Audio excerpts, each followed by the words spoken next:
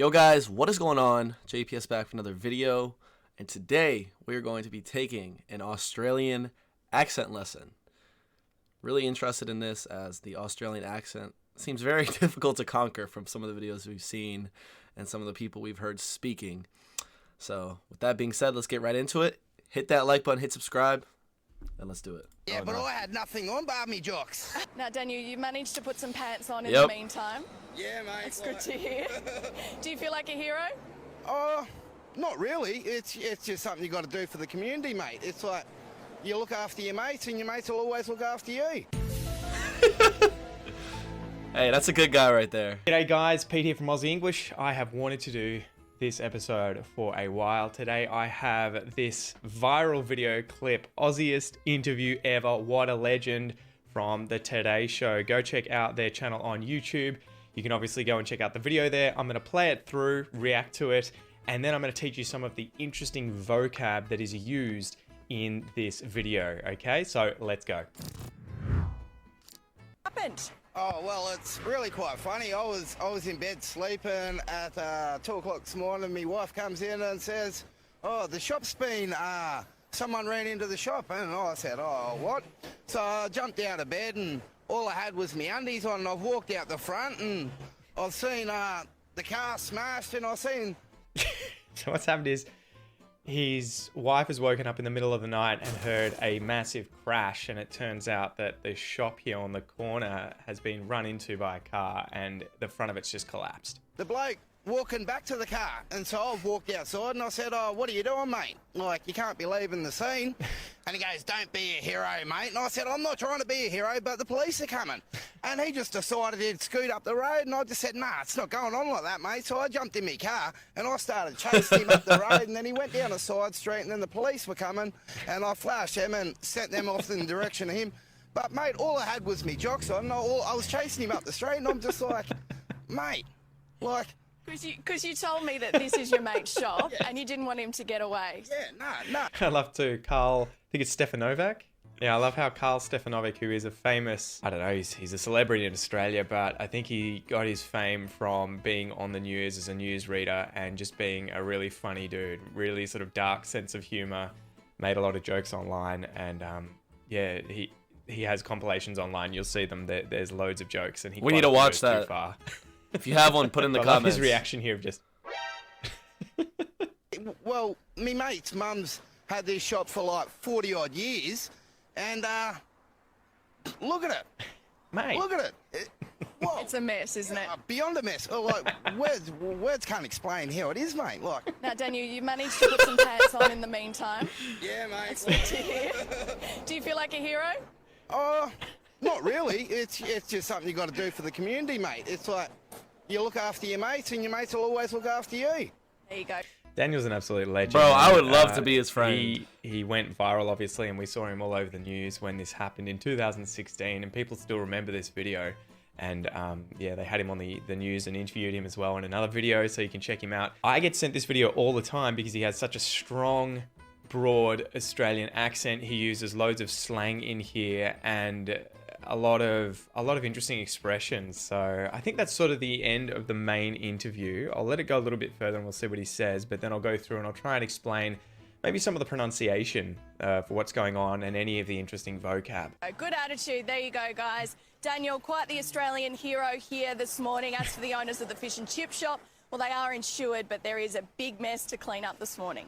Oh, wouldn't you like to live next door to Daniel? Cheers, guys. Good stuff. And Yeah, thanks a lot. Jess, what Daniel needs to realise, Daniel, if you can hear me, you know all good superheroes wear their jocks on the outside, so it kind of fits the brief, pardon the pun. Yeah, but I had nothing on bar me jocks. Yeah, Lisa. Well, you missed that bit of the uniform, but that's okay. You're a hero in our eyes. Well done, Daniel. All right, let's go back to the start of the interview, and I will try and explain some of the pronunciation. Are you and kidding me? expressions, okay? And I'll just stop it as we go. What happened? Oh, well, it's really quite funny. I was in bed sleeping at... One of the first things you're going to notice here is because he's got a broader accent, it's going to sound a lot more nasally. So instead of my accent, which is a general Australian accent, Daniel's here is much more nasally. It's higher up in the nose when he's speaking. And it's just like that. I don't know why that's the case, but that is the broader Australian accent. That's one of the big features of the broad Australian accent. It is a little higher in the nose. You'll hear it up there in the nose, a bit more nasally. The interesting thing that he just did here is use the syllabic N. So this is kind of linguistic territory, but it's something that you're going to notice Australian speakers do all the time, especially in sort of more informal English in the broader accents. Words that end with ing quite often, so the gerund and the present continuous particle, so like sleeping, doing, going, saying. We're going to turn the ing into an un sound instead of an ing sound. So instead of sleeping, he said sleepin', sleepin'. We also do that with words that end in a vowel and then N, so E-N, O-N, A-N, I-N, etc. And we often do it with the word and, which you're going to hear him do. He's just going to say instead of and, okay? So let's have another listen. I was in bed sleeping at... I was in bed sleeping. I was in bed sleeping at 2 o'clock this morning. My wife comes in and says, oh, the shop's been... someone ran into the shop. And I said, oh... See how he just said, and I said, Have another listen. Someone ran into the shop, and I said, oh, what?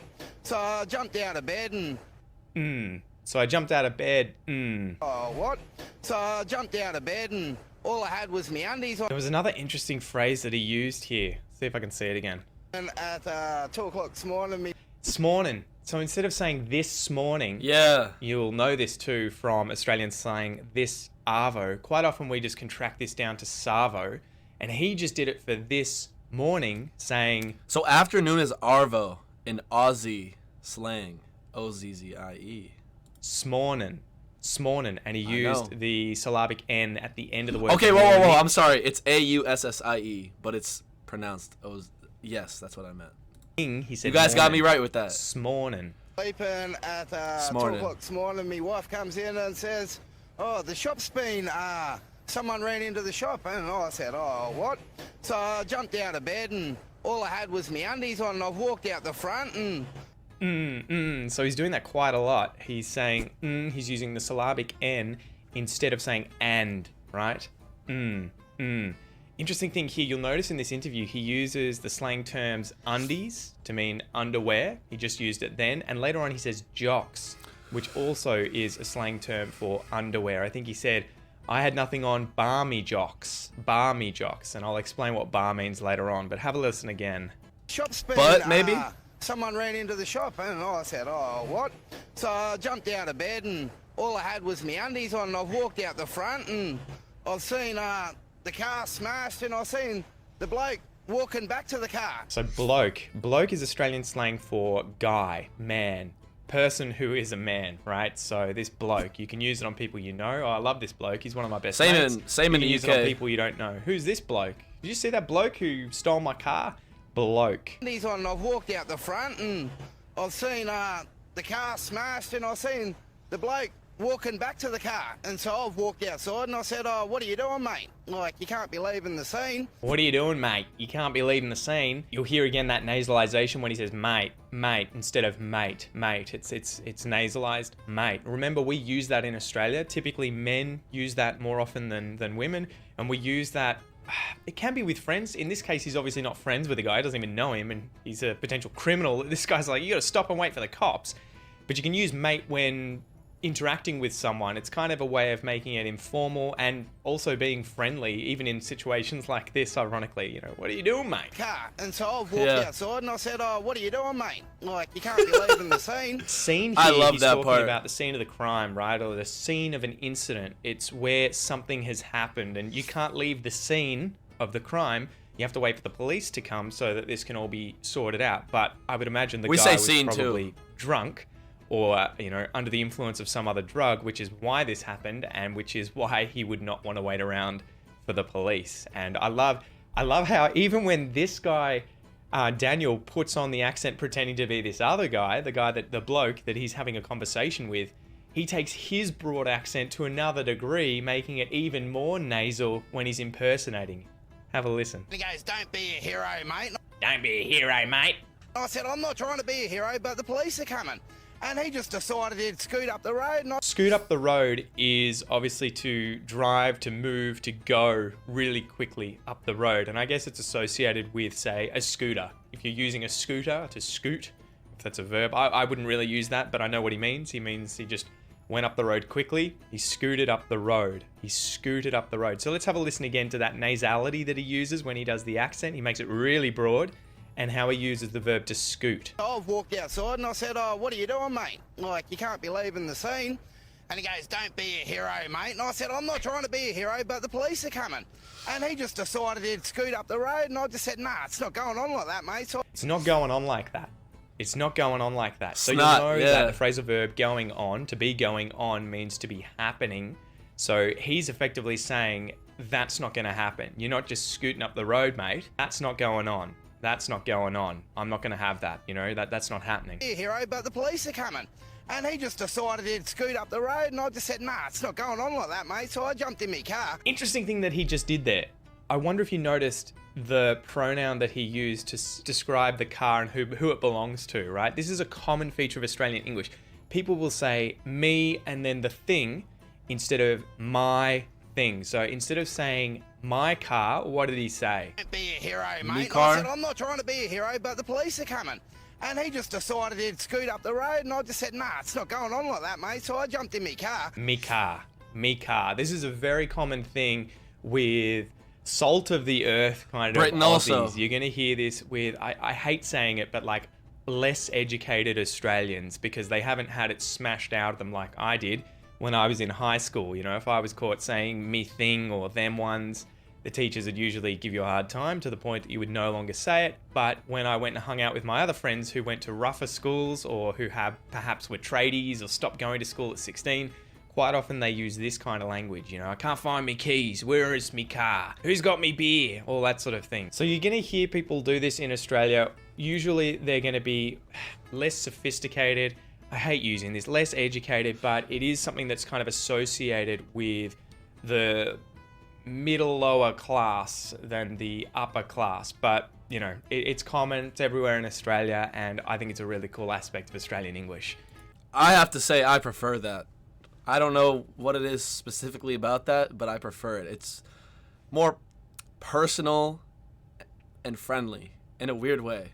And I feel the same way about slang here. I use slang all the time when I'm not, you know, making a video or in an academic environment. Like, I turn the switch off, and I'm sure you guys do the same thing. Like, slang is, I feel like it helps us communicate better in a weird way.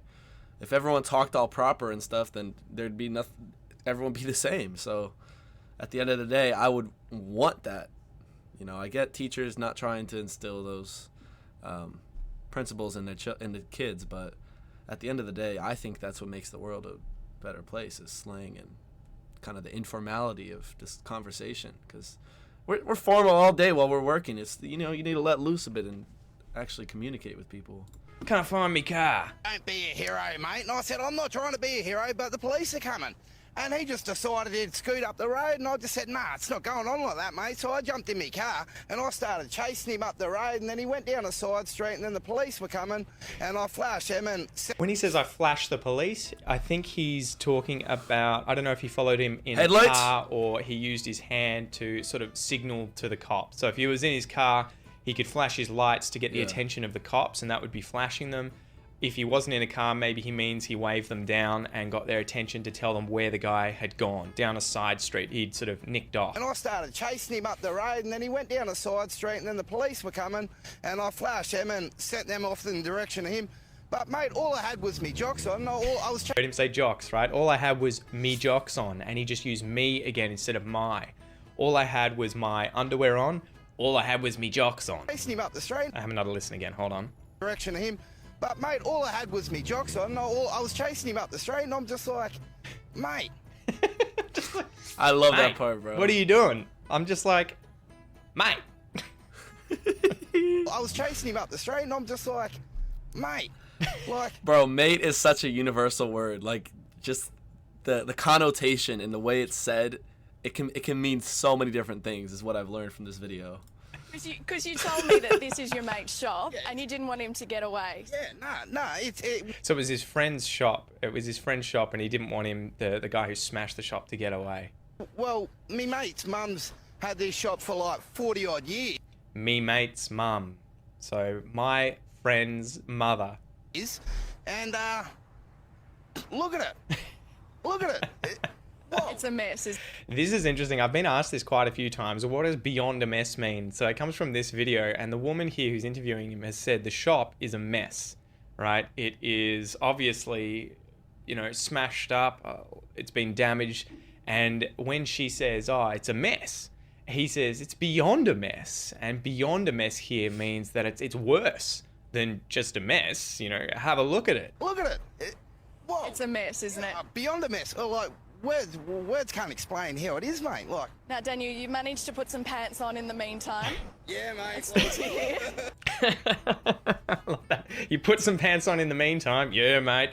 This is an interesting thing. I've used this in a few videos before, showing that men still can use mate on women. And even That's exactly what I was about to ask. I was so curious because he referred to her as mate multiple times throughout the interview. Videos I was before like, what showing the that hell? men still can use mate on women. And even in this interaction where this woman is clearly in a much more formal setting because she's on the news, she's wearing all this nice clothing, she's definitely been taught to speak a very sort of formal English when presenting on the news, and he is just not conforming to those kind of awesome. norms. And Exactly. just refers to her as he would anyone else and uses mate. So I love it. I love it. I love it too. Now, Daniel, you managed to put some pants on in the meantime. Yeah, mate. It's good to hear. Do you feel like a hero? Not really. It's just something you got to do. This is the best part of the video here. It's like you look after your mates, and your Humble. mates will always look after you. Yeah, that's probably the best thing to come out of this interview. You look after your mates, and your mates will always look after you, right? So take care of your friends, and your friends will take care of you. Mate, it's like you look after your mates, and your mates will always look after you. There you go. Good attitude. There you go, guys. Daniel, quite the Australian hero here this morning. Does he say anything else at the end here? So they kind of come up with some silly puns, and then what does he say? Yeah, thanks a lot.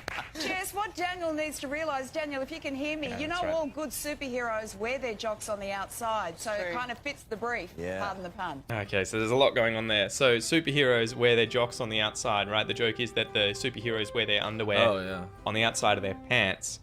And she says fits the brief, and I think she's making a pun there where if it fits the brief, so I guess fits the brief here is a synonym for fits the bill, which is be suitable for a particular purpose.